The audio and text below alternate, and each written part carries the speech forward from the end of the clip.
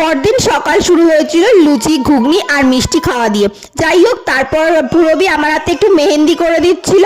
আর আমার পূরবী এবং আমাদের ছোটবেলাকার সব থেকে প্রিয় যে জায়গাটা, সেখানে দেখি আমার ছেলে বসে আছে। দেখে প্রচণ্ডভাবে ছোটবেলার কথা মনে পড়ছিল, কারণ এই জানলায় আমাদের প্রত্যেকের ছোটবেলায় প্রচুর প্রচুর স্মৃতি আছে, খাওয়া দাওয়া থেকে শুরু করে খেলা। আর সেদিন ছিল সোমবার, তাই পূরবী এখানে শিব স্নান করাচ্ছিল। আর এই দেখো, এখানে ওকে রীতিমতো ভীষণভাবে ডিস্টার্ব করছিল। আর দুপুরে খাওয়া দাওয়া শেষে আইসক্রিম পার্টি, কারণ একদিন আইসক্রিম খাবো না মেলায়, সেটা তো হতেই পারে না। আর তারপর সেই দিনকেই চলে যাওয়ার ছিল বাড়িতে। তো মনটা একটু খারাপ হচ্ছিল ঠিকই, কিন্তু কিছু করার ছিল না, বাড়ি যেতেই হতো। এবছর বেশি দিন রাখতে পারিনি, কিন্তু বাড়ি আসার পর কিন্তু মনটা একেবারেই ভালো হয়ে গেছিলো, কারণ আমাদের এখানেও ছোট করে জগদ্ধাত্রী পুজো অনুষ্ঠান সবই হচ্ছিল।